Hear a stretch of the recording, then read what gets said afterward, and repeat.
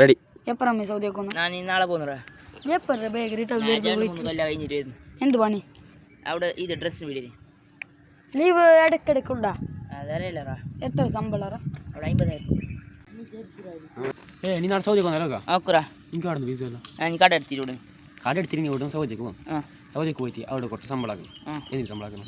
കട വീട്ടാൻ കടം വീട്ടാൻ വേണ്ടിയിട്ട്. ഇവിടെ തിരിച്ച് വരുമ്പോഴേക്ക് അവിടുന്ന് വേറെ കട എടുത്ത് തരുന്നു. അത് കൂടെ കഴിഞ്ഞിട്ട് ഇവിടെ വേറെ പണി എടുത്തിട്ട് അവിടേക്ക് തിരിച്ചിട്ട് വന്നു. അപ്പോൾ അവിടേക്ക് പോകുന്നത് ഇനി അവിടെ പണി കിട്ടുന്നില്ലേ?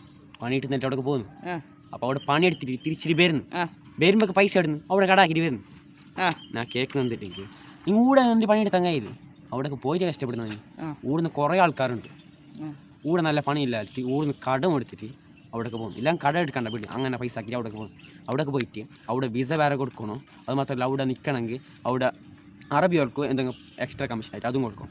പിന്നെ വരുമ്പോൾ സാധനമായിട്ട് എന്നാൽ കൊണ്ടുവരണം. പിന്നെ ടിക്കറ്റിന് പൈസയുണ്ട്, അതുമായിട്ട് ഇവിടേക്ക് വരും പണിയെടുത്തിട്ട്. അത് കൂടെ വരുമ്പോൾ അത്ര നഷ്ടം. പിന്നെ എന്തുകൊണ്ട് പോയിട്ട് ലാഭമൊന്നുണ്ട് അവിടേക്ക് പോകുന്നതിന്. അതിനങ്ങാട്ട് കൂടെ എന്തെങ്കിലും പണിയില്ല. ആ ടൈമിൽ നമുക്ക് കൂടെ വേറെ ബിസിനസ് ആകും. ചിന്തിക്കുകയില്ല. ഓരോ പ്രവാസി അവിടേക്ക് പോയിട്ട് വെണ്ണ കഷ്ടപ്പെടുന്നതല്ലേ. ഓരോ പ്രവാസിയോട് ചിന്തിച്ചങ്ങനെ പറ്റില്ല.